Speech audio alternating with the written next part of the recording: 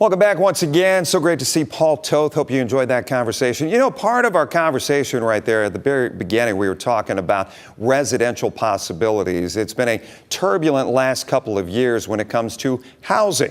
There are points in the market when you're a happy buyer. There are others where it's to your advantage to be a seller. And that was part of the conversation I had this week with Northwest Ohio Realtors President Eddie Campos.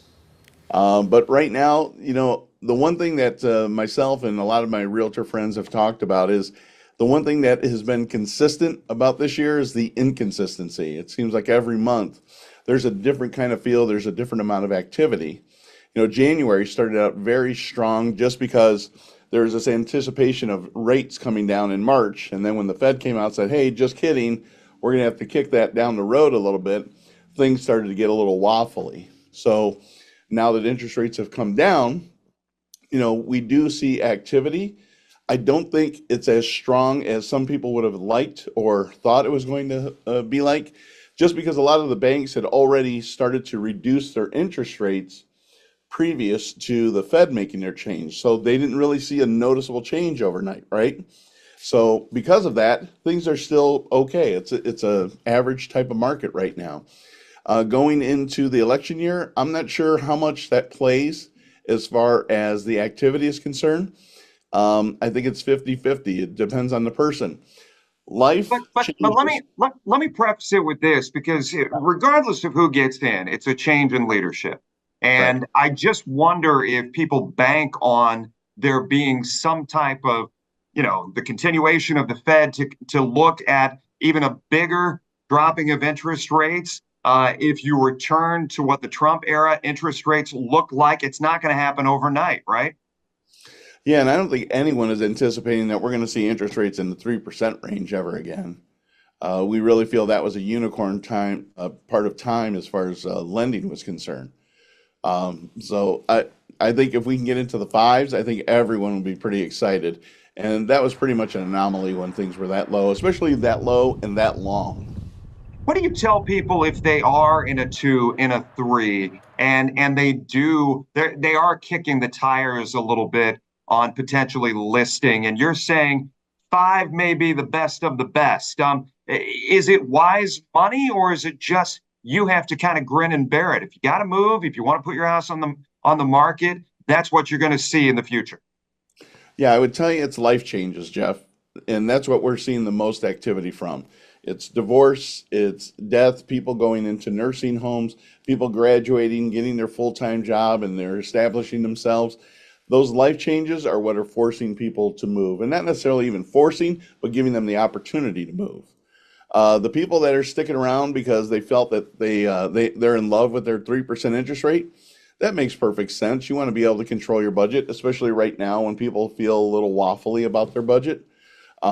But I think overall, if anyone is looking to buy or sell, it's most likely because of a life change.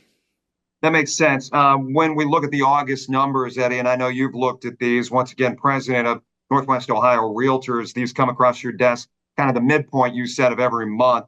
Home sales were down year over year, 0.6%. So 0.6%, not a huge differential. What grabbed me, Eddie, and you can talk about this a little bit, time on market, 57 days in this calendar year, 57 days last calendar year. However, we were in a period there for, like you said, the hotbed of the first part of the year. Things were really skipping along, weren't they? Well, and the inventory was much lower, right? So I'm just looking at numbers right now. The inventory back in January of the year, it was new listings were at 587. In August, they were at 974. So when you have fewer homes on the market to choose from, they're also going to move a little bit faster as well. Makes sense. Average sales price, does that grab your attention? Up 13.4% year over year. Can you tie inflation into this as far as home sales are concerned? Is that just a process of inflation as well? Or a product, I should say. Yeah, and I think it still comes back down to life changes. You know, last year, the average days on market was about 52 days, right? And the average sale price, we were 13% lower but before that, they were up 2%. So when it comes to inflation, I'm not sure how much that directly related to it. I really feel our industry was affected more directly with what happened with interest rates. You could almost see it happen overnight. So when you were looking at March of 2023 and you saw those rates starting to slide, you could actually see the activity level starting to slide along with it. Talk to me a little bit. You and I discussed Lucas County and its recent valuation change, and you were talking about this. This is every 3 years. It has to happen. But my point to you was the timing of it all, heading into an election season, and obviously you've got a lot of other people, a lot of other units out there, organizations asking for your dime. Yeah. How do homeowners kind of juggle this? And what have you heard from people when their valuation has skyrocketed? Some of them 25% or more. Mhm. Yeah, yeah, as expected, it's going over like a lead balloon, right? And as far as the timing is concerned, it's not like the Lucas County Auditor decided to do this. It's every 3 years. It just happened to fall when it did. And, when your property values go up, that's great when you're trying to sell, right? That's when you actually realize that gain.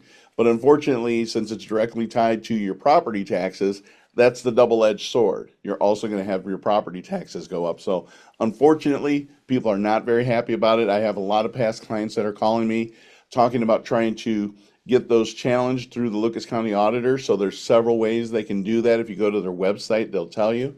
And they're not happy with it, obviously. So they're coming to me trying to figure out a way that they can challenge it, make a change, and reduce some of their budgeting for the year.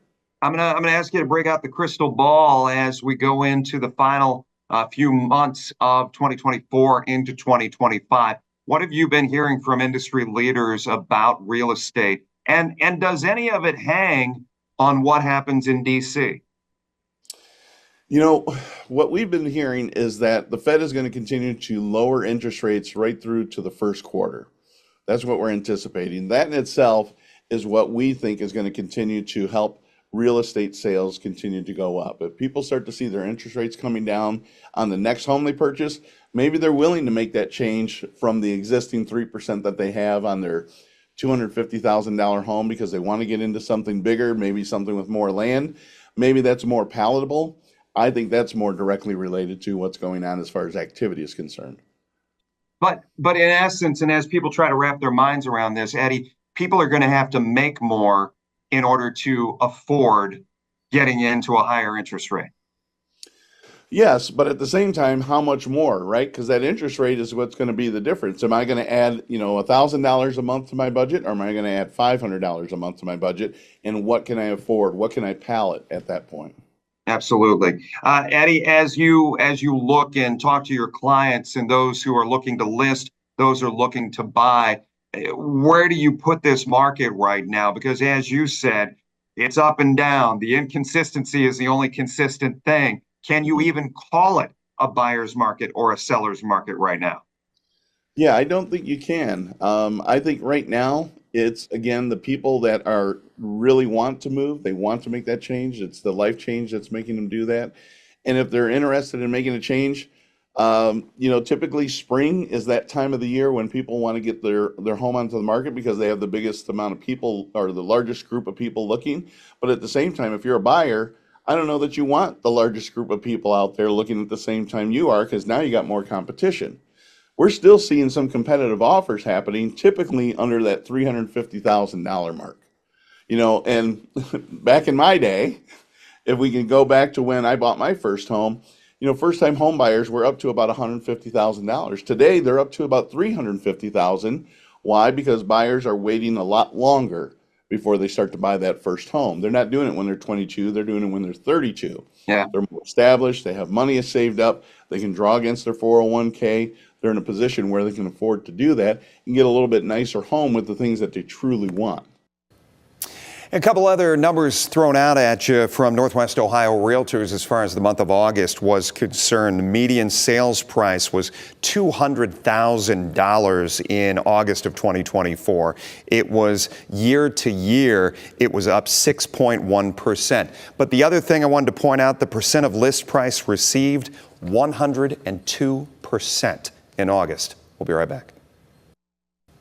Welcome back. If you missed any part of our conversation this week, check out the WTOL 11 YouTube page for leading edge past shows. Also, it's a podcast. Check it out at Spotify and Apple. I'm Jeff Smith. We hope to see you next time here on Leading Edge.